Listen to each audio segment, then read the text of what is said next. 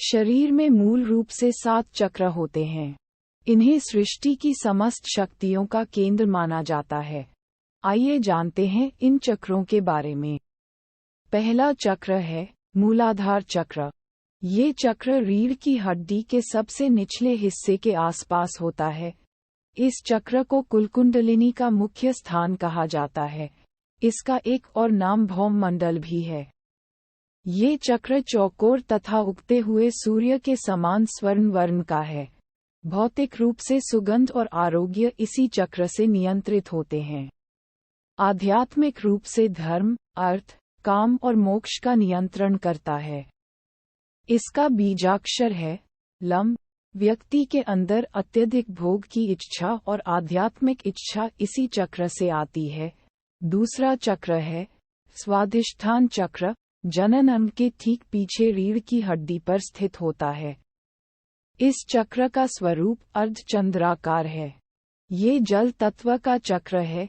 इस चक्र से निम्न भावनाएं नियंत्रित होती हैं: अवहेलना, सामान्य बुद्धि का अभाव, आग्रह, अविश्वास, सर्वनाश और क्रूरता।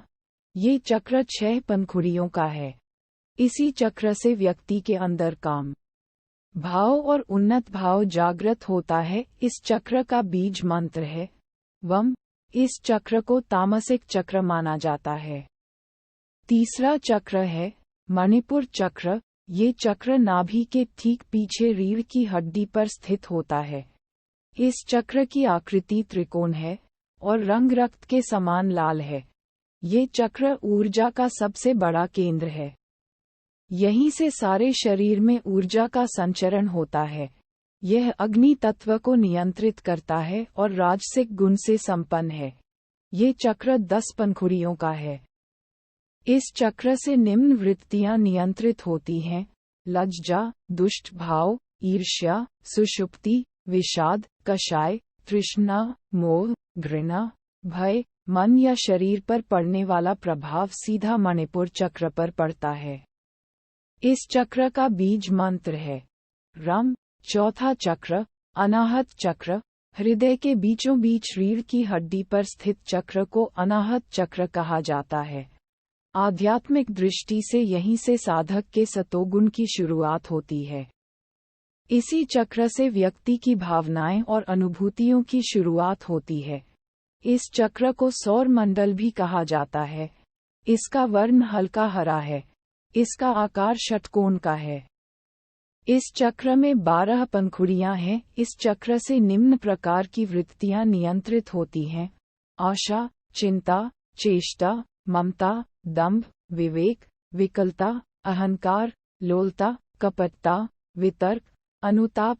व्यक्ति की भावनाएं और साधना की आंतरिक अनुभूतियां इस चक्र से संबंध रखती हैं। मानसिक अवसाद की दशा में इस चक्र पर गुरु ध्यान और प्राणायाम करना अद्भुत परिणाम देता है। इस चक्र का बीज मंत्र है यम। 5वां चक्र है विशुद्ध चक्र। कंठ के ठीक पीछे स्थित चक्र है विशुद्ध चक्र। ये चक्र और भी उच्चतम आध्यात्मिक अनुभूतियां देता है। सारी की सारी सिद्धियां इसी चक्र में पाई जाती हैं। ये चक्र बहुरंगा है और इसका कोई एक खास स्वरूप नहीं है। ये चक्र आकाश तत्व और 8 सिद्धियों से संबंध रखता है। इस चक्र की 16 पंखुड़ियां हैं। कुंडली शक्ति का जागरण होने से जो ध्वनि आती है वह इसी चक्र से आती है। इसका बीज मंत्र है हम। इस चक्र से निम्न वृत्तियां नियंत्रित होती हैं: भौतिक ज्ञान, कल्याण, महान कार्य, ईश्वर में समर्पण, विष और अमृत।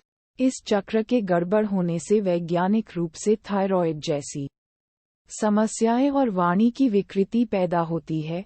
संगीत के 7 सुर इसी चक्र का खेल हैं। छठा चक्र है आज्ञा चक्र। दोनों भौहों के बीच स्थित चक्र को आज्ञा चक्र कहा जाता है। ये 2 पंखुड़ियों वाला है। एक पंखुड़ी काले रंग की और दूसरी पंखुड़ी सफेद रंग की है।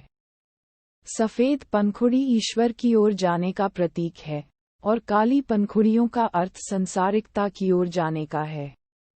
इस चक्र के 2 अक्षर और 2 बीज मंत्र हैं हर और क्ष। इस चक्र का कोई ध्यान मंत्र नहीं है क्योंकि यह 5 तत्वों और मन से ऊपर होता है। इस चक्र पर मंत्र का आघात करने से शरीर के सारे चक्र नियंत्रित होते हैं। इसी चक्र पर इड़ा, पिंगला और सुषुम्ना आकार खुल जाती हैं और मन मुक्त अवस्था में पहुंच जाता है। 7वां चक्र है सहस्त्रार चक्र।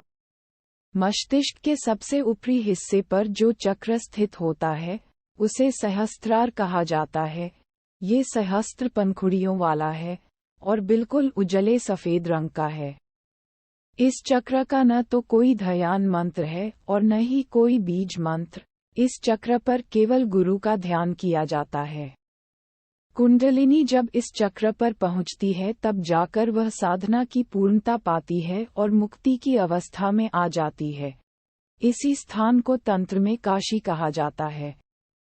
इस स्थान पर सद्गुरु का ध्यान या कीर्तन करने से व्यक्ति के मुक्ति मोक्ष का मार्ग सहज हो जाता है।